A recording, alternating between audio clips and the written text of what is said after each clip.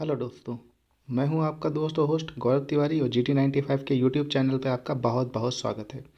आज हम KVS में आने वाले साइकोलॉजी के 10 प्रश्नों को यहाँ पर कवर करेंगे। तो बिना देरी किए आइए शुरू करते हैं। हमारा पहला क्वेश्चन है, किस उम्र में नवजात शिशु अपनी माँ की आवाज़ को पहचानने लगता है? जन्म से 3 महीने पर, 6 महीने पर या 9 महीने पर? तो इसका सही आंसर है ए। ए मतलब जन्म से। जब बच्चा 3 महीने का हो जाता है तो वह 2 से 3 महीने में मुस्कुराना, हाथ पैर चलाना सीख जाता है। 6 महीने में वह हाथ पैर चला के दूध आ की आवाज़ करके और जब वो क्या करता है, दूध मांगना प्रारंभ कर देता है। और 9 महीने की जब उसकी आयु हो जाती है तो उसके दूध के दांत निकलने प्रारंभ हो जाते हैं। हमारा दूसरा प्रश्न है, अधिगम तत्परता के उपेक्षा के परिणाम स्वरूप होगा होगी। अगर हम जो अधिगम हम कर रहे हैं उसकी जो तत्परता है, करने की प्रक्रिया है, अगर वो हम नहीं करेंगे, उपेक्षा करेंगे उसकी, तो क्या होगा? नंबर 1 विकास, परिपक्वता, सुधार या कुंठा? तो इसका सही आंसर देखते हैं। तो इसका सही आंसर है डी, कुंठा। अगर हम अधिगम के लिए तत्पर नहीं होंगे और उसकी उपेक्षा करेंगे तो क्या होगी? हमें कुंठा होगी। क्योंकि अगर हम अधिगम की तत्परता से अगर हम काम करते हैं तो हमारे अंदर विकास भी हो सकता है, परिपक्वता भी आती है और सुधार भी होगा। लेकिन अगर हम उसकी तत्परता की उपेक्षा करते हैं, अधिगम की तत्परता की उपेक्षा करते हैं तो हमें क्या होगी? कुंठा होगी। आते हैं अपना तीसरे प्रश्न पर।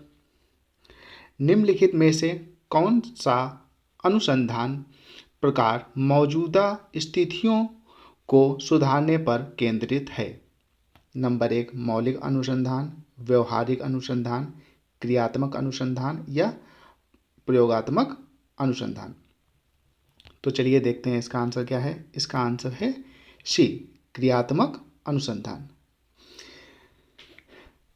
हमारी मौजूदा स्थितियों में सुधारने, कौन सा अनुसंधान हमारी मौजूदा स्थितियां हैं उन्हें सुधारने के लिए केंद्रित है। ठीक है। क्रियात्मक अनुसंधान, क्रियात्मक अनुसंधान का कार्य होता है जिस प्रकार से हम स्टूडेंट या जो होते हैं वो कैसे सीखते हैं, उन्हें कैसे सिखाना चाहिए, इस पर कार्य करता है। आइए हमारे चौथे प्रश्न पर चलते हैं। हमारा चौथा प्रश्न है, जब बच्चे समूह खेल में भाग लेते हैं तो बच्चे निम्न में से क्या सीखते हैं? जब बच्चे समूह खेल में भाग लेते हैं तो बच्चे निम्न में से क्या सीखते हैं? नंबर 1 प्रतिस्पर्धा, नंबर 2 सहयोग, नंबर 3 संघर्ष या ये सभी? तो क्या होगा इसका आंसर? चलिए इसका आंसर देखते हैं। इसका आंसर होगा डी। डी का मतलब ये सभी। जब बच्चे समूह में खेलते हैं तो वो प्रतिस्पर्धा भी करेंगे, वो एक दूसरे का सहयोग भी करेंगे। टीम में खेल रहे हैं तो एक दूसरे का सहयोग भी करेंगे और जीतने के लिए संघर्ष भी करेंगे। आते हैं हम अपने 5 नंबर के क्वेश्चन पर। 5 नंबर का क्वेश्चन कहता है, निम्नलिखित में से कौन सा कारक अधिगम प्रक्रिया को प्रभावित नहीं करता है? अधिगम की प्रक्रिया को प्रभावित नहीं करता है। ए संस्कृति, बी आवश्यकताएं, सी निर्विष्ट और डी मापन? तो इसका आंसर क्या होगा? चलो आंसर देखते हैं इसका डी। अधिगम के कारक को प्रभावित नहीं करता, क्या पूछा गया? नहीं करता है। तो मापन बौद्धिक मापन, शारीरिक मापन, ठीक है, ये सारे क्या होते हैं? मापन होते हैं। तो मापन का अधिगम की प्रक्रिया से कोई लेना देना नहीं होता है। पर कौन से कारक उसे प्रभावित करते हैं? अगर इस यहाँ नहीं होता और क्या पूछा जाता कि कौन से कारक प्रभावित करते हैं, तो उसका उत्तर क्या होता? संस्कृति, आवश्यकताएं और या निविष्ट। इन तीनों में से कोई भी इसका उत्तर हो सकता था। आइए हम अपने छठे क्वेश्चन पे चलते हैं। हमारा छठा क्वेश्चन क्या है? इनमें से कौन सा एक आपूर्ति प्रकार का प्रश्न है? आपूर्ति प्रकार का प्रश्न है। नंबर 1 निबंध, नंबर 2 वैकल्पिक उत्तर, नंबर 3 मिलान का प्रकार और नंबर 4 बहुविकल्पी। तो देखते हैं इसका उत्तर क्या होगा। इसका उत्तर है ए। ए का मतलब निबंध।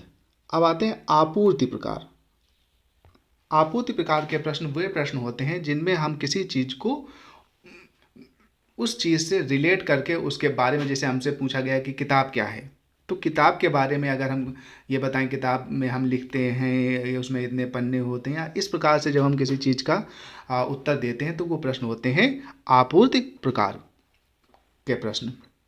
वैकल्पिक उत्तर एमसीक्यूज टाइप, मिलान प्रकार मैचिंग, जैसे हम मैच करते हैं इसका आंसर क्या होगा, और बहुविकल्पी यानी कि एमसीक्यूज मल्टीपल चॉइस क्वेश्चंस। हमारा 7वां क्वेश्चन देखते हैं। 7वें क्वेश्चन में क्या लिखा हुआ है।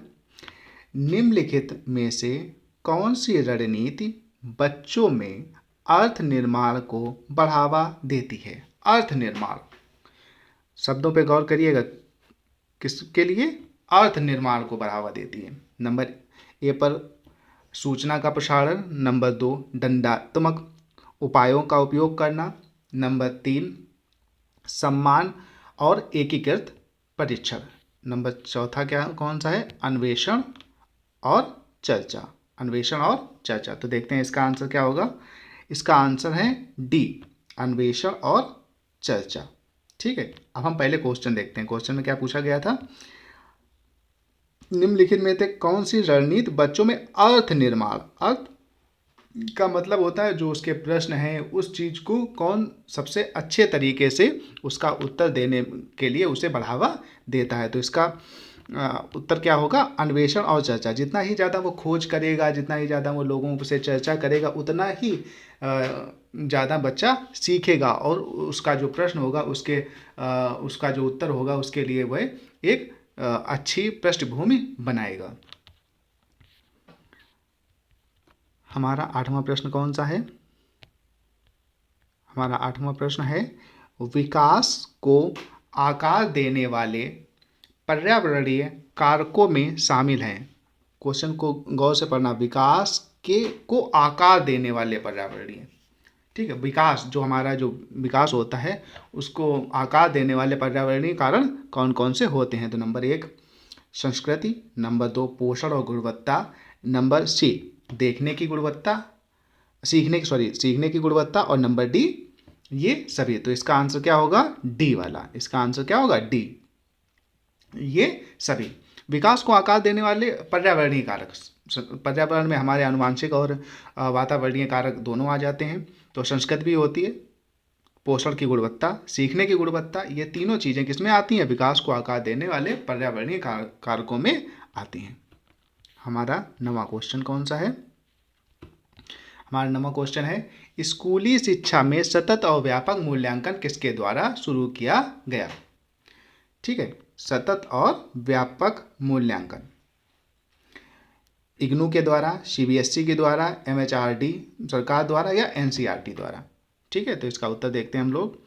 इसका उत्तर है बी,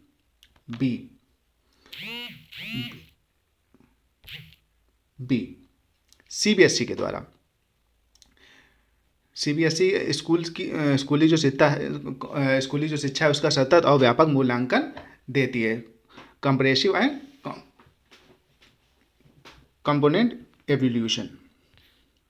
क्वेश्चन नंबर 10, निम्नलिखित में से कौन संरचनात्मक आकलन का एक उपयुक्त उपकरण नहीं है। संरचनात्मक आकलन का उपयुक्त उपकरण नहीं है। तो सबसे पहला क्या है, अवधि परीक्षा, नंबर 2 प्रश्न व खेल, नंबर 3 दत्त कार्य, और नंबर 4 मौलिक प्रश्न। तो देखते हैं इसका सही उत्तर क्या है। इसका उत्तर है ए का मतलब अवधि परीक्षा उपयुक्त नहीं है। क्या पूछा गया था, नहीं है, संरचनात्मक आकलन का उपयुक्त उपकरण नहीं है। तो कौन सा आंसर, ए अवधि परीक्षा। अवधि परीक्षा जो है वो एक संरचनात्मक आकलन नहीं है। प्रश्न व खेल एक संरचनात्मक आकलन के जरिए आते हैं। दत्त कार्य आता है और मौखिक प्रश्न आते हैं, लेकिन अवधि परीक्षा जैसे हम लोग 6 महीने बाद या 1 साल बाद जो परीक्षा करवाते हैं वो संरचनात्मक आकलन के में नहीं आती है। प्लीज़ लाइक और सब्सक्राइब करिएगा। Thank you.